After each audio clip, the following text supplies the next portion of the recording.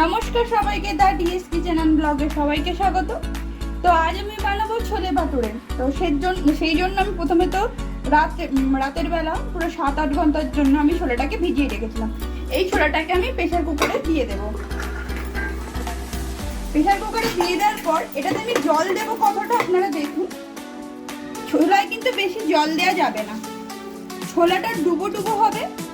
এই দেখুন জলটা কিন্তু একদম ঠিকঠাক আছে, এরকম পরিমাণের জল দিতে হবে। শুধু এটা দেব না, এটার মধ্যে আমি কিছুটা পরিমাণ লবণ দেব, সামান্যই দেব, স্বাদ অনুযায়ী পরে আবার বুঝে দেব। আর ছোলাটা সেদ্ধ হতে বেশি টাইম লেগে যায়, তো তার জন্য আমি একটু বেকিং সোডা দেব, যাতে এই ছোলাটা তাড়াতাড়ি নরম হয়ে যায় এবং গ্রেভিটা তখনই আমাদের ঠিক হবে। তো অল্প পরিমাণে দিলাম, ছোট চামচে 1/2 চামচ দিলাম। তো এর মশলার মধ্যে দেবো 2টো তেজপাতা, একটা দারচিনি, 4টে লবঙ্গ দেব, 2টো বড় এলাচ, ছোট এলাচ দেবো আর একটা বড় এলাচ দেব। আর এর মধ্যে কিছুটা চায়ের পাতা দেব, কালারটা এর জন্যই আসবে। তো আমি 2 চামচ চায়ের পাতা দিয়ে দিলাম। এটা আপনাদের কাছে টি ব্যাগ থাকলে টি ব্যাগের মধ্যে দেবেন, আর না হলে সাদা একটা পুটলির মধ্যে মুড়ে বেঁধে আপনারা এটা দেবেন। তো আমি এটা দিয়ে এই ছোলাটাকে 8টা সিটি দেবো। 6টা থেকে 8টা সিটি দিলে এটা খুব ভালো করে বয়েল হয়ে যাবে। ছোলেটা বানানোর জন্য আমি বাড়িতে ছোলে মশলাটা বানিয়ে নিচ্ছি। তার জন্য আমি কিছুটা তেজপাতা নিয়ে নিয়েছি, 2টো বড় এলাচ, 8খানা জায়ফল নিয়ে নিয়েছি, কিছুটা পরিমাণে দারচিনি, 4টে লবঙ্গ, 2টো ছোট এলাচ, কিছুটা মৌরি, কিছুটা ধনে আর কিছুটা জিরে। এগুলিকে আমি সামান্য লবণ দিয়ে ড্রাই রোস্ট করে নিয়ে গুঁড়ো করে নেব। আর এর মধ্যে আমি 2টো শুকনো লঙ্কা দিয়ে দেবো। শুকনো লঙ্কা দিলে কালারটা ভালো আসে। আমি গোটা রান্নায় শুকনো লঙ্কা ইউজ করব না, এই জন্য গোটা শুকনো লঙ্কা 2টো দিয়ে দেবো। দিয়ে এটা লবণ দিয়ে আমি ড্রাই রোস্ট করে নেব, দিয়ে গুঁড়ো করে নেব। অল্প পরিমাণে লবণ দিয়ে ড্রাই রোস্ট করে নেব। এরপর আমি গ্রেভিটা রেডি করে নেব। তার জন্য সাদা তেল গরম করতে দিয়েছি, আর কিছুটা পরিমাণে গোটা জিরে আমি দিয়ে দেবো ফোড়নে। আর আপনাদের একটা কথা বলে রাখি, আপনারা যদি ওই ছোলা সেদ্ধ করার সময় আপনারা যদি খাবার সোডা ইউজ করেন তাহলে আপনারা 4টে সিটি দেবেন, আর খাবার সোডা যদি ইউজ না করেন তাহলে আপনারা 8টা সিটি দেবেন, 8টা থেকে 6টা। আর এমনইভাবেই সেদ্ধটা করবেন যাতে গ্রেভিটা ঠিক হয়, একটু মানে গোটাও থাকে কিন্তু সেদ্ধটা যেন খুব ভালোভাবে হয়। তো এরপর আমি কিছুটা পরিমাণে পেঁয়াজ দিয়ে দিলাম। তো পেঁয়াজটা আমার হালকা বাদামি করে ভাজা হয়ে গেছে। তো এই মুহূর্তে আমি আদা কাঁচা লঙ্কা পেস্ট আমি 3 চামচ ইউজ করবো।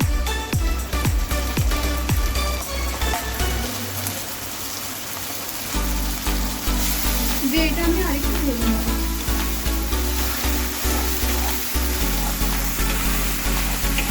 তো আমি একটা জিনিস একটু ভুল বলেছিলাম, এর মধ্যে যে পেস্টটা দিলাম এর মধ্যে রসুন, আদা এবং লঙ্কা একসাথে পেস্ট করা ছিল, আমি সেটা এর মধ্যে অ্যাড করেছি। তো আমার এটা ভাজা হয়ে এসেছে, আর অল্প পরিমাণের আমি ভাজবো, তারপর আমি মশলা অ্যাড করবো। তো এই মুহূর্তে আমি একটু সামান্য জল দেবো, যেহেতু আমি গুঁড়ো মশলাগুলো দেবো যাতে পুড়ে না যায়, সেই জন্য আমি একটু জল দিলাম।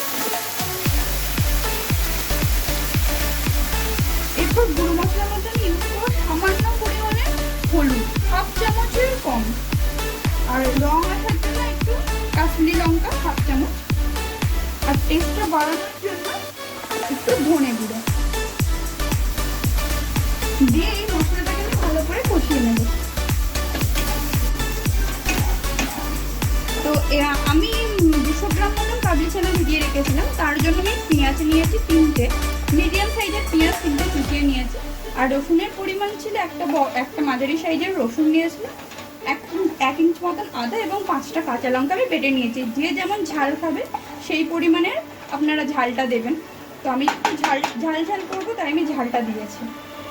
আর এর মধ্যে আমি একটু গোলমরিচ গুঁড়ো দেব। আমি যেই মশলাটা ভেজে নিয়ে গুঁড়ো করে নিয়েছি কাবলি ছানার মশলা, তার মধ্যে আপনাদের কাছে যদি গোটা গোলমরিচ থাকে সেটা দিয়ে দেবেন। আমার কাছে ছিল না, তাই জন্য আমি গুঁড়ো গোলমরিচ এই সময় একটু ইউজ করে নিলাম। আর দেখুন আমার মশলাটা কিন্তু খুব সুন্দর করে কষা হচ্ছে, আস্তে আস্তে হালকা হালকা তেলও ছাড়তে শুরু করে দিয়েছে। দেখুন আমার মশলা ভালো করে তেল ছেড়ে দিয়েছে। এই মুহূর্তে আমি যে গুঁড়ো পেস্টটা বানিয়ে রেখেছিলাম, ছোলা মশলাটা যেটা বাড়িতে বানালাম, সেটা আমি এখানে 1.5 চামচ দিয়ে দিলাম। বড় চামচের 1.5 চামচ কিন্তু আমি মশলাটা ইউজ করলাম। আর এটাতেই স্বাদ পুরো পাল্টে যাবে। তো এরপর আমি সামান্য একটু জল দেব, জল দিয়ে একটু সামান্য কষিয়ে নিই। তো আমার মশলা প্রায় পুরো কষা হয়ে গেছে, টমেটোর কাঁচা গন্ধ চলে গেছে, আর তেলটা ছেড়েই দিয়েছে অনেক আগে দেখিয়েছেন। এই মুহূর্তে আমি কাবলি চানাটা অ্যাড করে দিচ্ছি। আর কাবলি চানা যে জলটা দিয়ে সেদ্ধ করেছি সেই জলটা কিন্তু ফেলবেন না, জলটা ফেললে পুরো টেস্টটাই চলে যাবে। দেখেছেন আমার কাবলি চানা কিরকম সেদ্ধ হয়েছে। আর দেখতে পাচ্ছেন পুরো ধাবা স্টাইলের কালারটা চলে এসেছে। যদি আপনারা চা পাতাটা একটু বেশি দেন তাহলেই ধাবা স্টাইলের কালারটা চলে আসবে, এই জন্য আমি চা পাতাটা বেশি দিয়েছিলাম। তো এবার এটা ঢাকা দিয়ে আমি একটু কষতে দেবো। তো আমি চানা সেদ্ধ করার সময় নুন দিয়েছিলাম, তারপর আমি নুন ইউজ করে নিয়ে এবার স্বাদ অনুযায়ী লবণটা আমি দিয়ে দিলাম।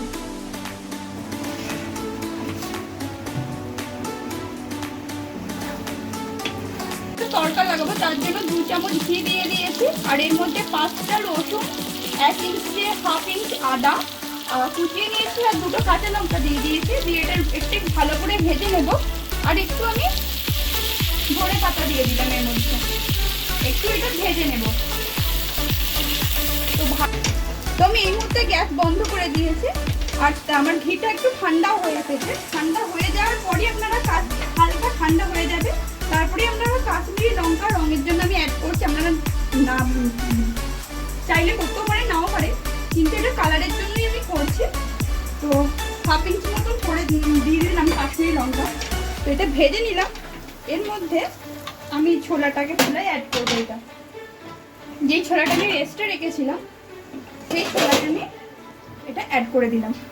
আর গ্যাস জ্বালতে হবে না, এটাকে অ্যাড করে দিয়ে একটু নাড়াচাড়া করে নিয়ে আমি 5 মিনিট ঢাকা দিয়ে রাখবো, তাহলেই আমাদের একদম রেডি হয়ে যাবে। তো এবার আমি বাটুরা বানানোর প্রসেসে যাব। তার জন্য আমি 1 কাপ সুজি নিয়ে নিয়েছি। আমি আমার কাপ অনুযায়ী নিচ্ছি, সেই অনুযায়ী কিন্তু আমি দেবো। আর এটা হচ্ছে 100 গ্রাম টক দই, এটা প্রায় 1 কাপ মতন হয়ে যাবে। আমি পুরো দইটাই দিয়ে দেবো এর মধ্যে। যত বেশি দই দেবেন না, ভেতরের জিনিসটা জালটা একটু ভালো হবে। শুধু দইয়ের জন্য জিনিসটা ভালো হয় না, আর রেস্টিংয়ে রাখতে হবে। আমি এটা মেখে 2 ঘন্টা কিন্তু রেস্টিংয়ে রাখবো। আর এর মধ্যে দেব পরিমাণ অনুযায়ী লবণ। আমি 1 চামচ দিয়েছি, ছোট চামচে। আমি যেই চামচে লবণ দিলাম আমি সেই চামচের মধ্যে মিষ্টিটাও দেবো। 1 চামচ চিনি দিয়ে দিলাম। চিনি দিয়ে এটাকে ভালো করে আমরা মিক্স করে নেব। মিক্স করে নিয়ে 2 মিনিটের জন্য ছেড়ে দেবো। যেহেতু 2 মিনিট, কারণ সুজিটা ফুলে উঠবে, এই জন্য 2 মিনিটের জন্য আমরা এটাকে মাখিয়ে রেখে দেবো, যাতে সুজিটা ফুলে ওঠে। ফুলে উঠলে জিনিসটা ভালো হয়ে যাবে। দেখুন আমার সুজিটা পুরো ফুলে গেছে, দইয়ের সাথে ভালো করে মিক্স হয়ে গেছে। নুন এবং চিনি দুটোই ভালো করে মিক্স হয়ে গেছে।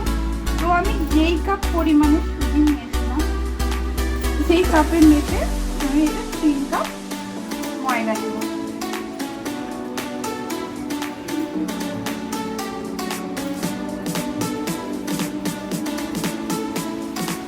ময়দা, 1 চিমটে মতন বেকিং সোডা, আর একটা গোটা। দেখুন আমার দই সুজি সব একদম ময়দার সাথে ভালো করে মাখা হয়ে গেছে, মিশিয়ে নিয়েছি। তো এরপর আমি অল্প অল্প জল দিয়ে আমি একটা ডো বানিয়ে নেব। অল্প অল্প জল দেবেন, একবারে বেশি জল দিতে যাবেন না। বেশি জল দিলে জিনিসটা যদি বেশি নরম হয়ে যায় সেটা কিন্তু বেলার পক্ষে খুবই কষ্ট লাগবে। যেহেতু আমরা আরও 2 ঘন্টা রেস্টে রাখবো, ময়দা মেখে রাখার পর একটা ভিজে কাপড়ে বেঁধে যেহেতু রাখবো, তো এমনিতেই নরম হবে আরও। তো সেইভাবেই ডোটা মাখতে হবে, বেশি নরম করলে কিন্তু একদমই চলবে না। আপনারা যেই কাপ অনুযায়ী সমস্ত জিনিসটা মেপে নেবেন, তাহলে জিনিসটা কিন্তু অনেক বেশি নরম, ফুলো এবং খেতে খুবই ভালো হবে। আমি যেমন মেপে আপনাদের দেখালাম, আপনারাও মেপে নেবেন। দেখুন ডোটা প্রায় আমার আধ মাখা মতন হয়ে গেছে। এই মুহূর্তে আমি অল্প একটু সাদা তেল দেব। আমি এই অল্প পরিমাণে সাদা তেলটা আমি একটু দিলাম। তেলটা যেহেতু বেশি পড়ে গেছিলো, ওই জন্য আমি জায়গাটা পাল্টে নিলাম। তেল বেশি কিন্তু একদমই দেওয়া যাবে না। আমি জাস্ট তেলটা কিন্তু আগেও দেওয়া যাবে না, তাহলে ওটা ময়ন হিসেবে কাজ করবে। এখন জাস্ট এটাকে একটু নরমভাবে মাখার জন্য এবং তেল দিয়ে একটু মূল্যায়ন করে মাখার জন্য আমি অল্প পরিমাণে তেলটা দিলাম। এরপর আমি এটা 2 ঘন্টা রেস্টে রেখে দেবো। দেখুন আমার ডোটা কতটা ফুলেছে। আমি পুরো চেপটে রেখেছিলাম, জিনিসটা ফুলে গেছে। আমি আর একবার একটু মেখে নিয়ে হালকা করে আমি এটা লেচি কেটে একটা করে বাটুরের সাইজ দিয়ে বেলে নিয়ে আমি ভেজে নেব।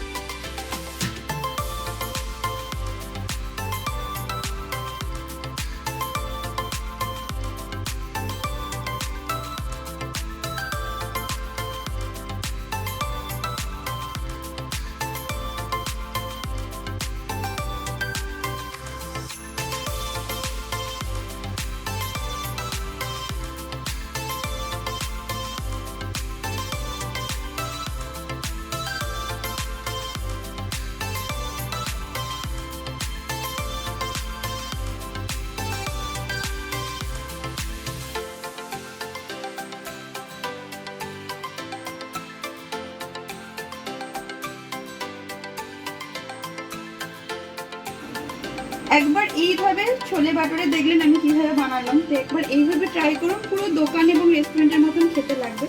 আর আমি যেই টিপসগুলো বা ট্রিকগুলো বলেছি আপনাদের কিন্তু সেগুলো খেয়াল রাখতে হবে। প্রথম ট্রিক হচ্ছে যে চানাটা সেদ্ধ করার সময় খাবার সোডা একদম অল্প দেবেন। আর যদি খাবার সোডা দেন তাহলে 4টে সিটি দেবেন, নাহলে 6টা। এই সামান্য সামান্য কথাগুলো আপনারা মনে রাখবেন আর এইভাবে করবেন, পুরো দোকান এবং রেস্টুরেন্টকেও হার বানাবেন।